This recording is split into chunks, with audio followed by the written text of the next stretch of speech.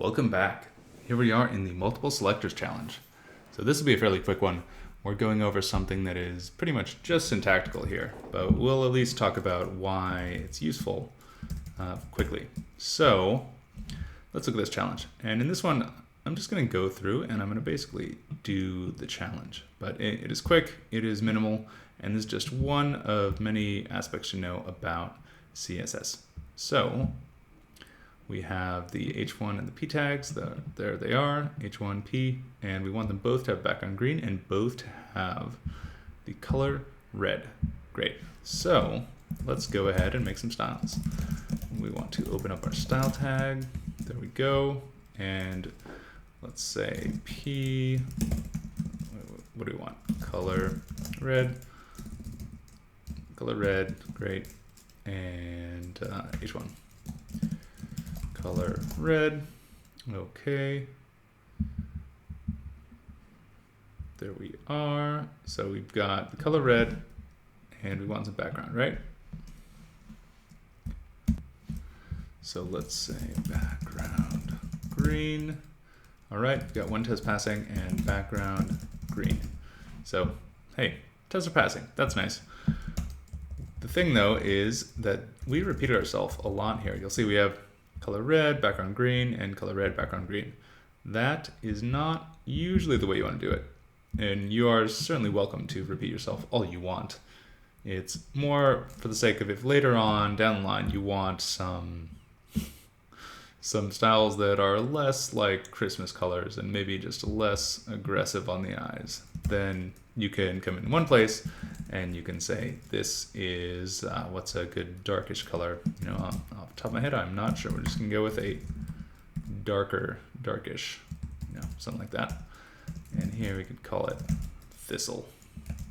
There we go. That's easier on the eyes. I'm not sure why you'd want slightly purplish paragraphs, but you know, maybe you do. The thing is, that only applied to the P tag. And let's say we want it to be the same for the H1 tag. Well, that isn't great. So I'm just going to go ahead and let's just ditch all of this and come up here and we can say, I'll do it on the same line at first. We say H1, comma, P. There you go. So if we said, this is a very important distinction to make. Let's just zoom in on this because this is so important. If we have an H1 and a P, you can say, so first of all, if this is all together, no space, this is essentially saying the tag H1P, and there is no such thing as an H1P tag. And so that's fine. That is not what we want. If we had the space, we are saying all P tags inside of the H1. So if I had a P tag in here, then this would be selecting it. And if we zoom out, do we get a hey with the P tag? Welcome, hey, yeah, so we do get that. We actually get welcome up here and hey down there. And that is because P tag generally does not go in. You generally wouldn't have a paragraph inside heading, right? So what this is doing is this is actually putting it on a new line. P tags are by default all on their new line. And yeah, it doesn't look great. So let's remove that. And going back to this. So again, if we have space, we're saying a space is saying inside. So this is saying all, if we read it backwards, it makes a bit more sense in English to say all the P tags inside H1 tags. So this is also not what we want, but if we add a comma, we are making a list. We're saying all of the H1 tags and all of the P tags, all of whatever selector you have in here.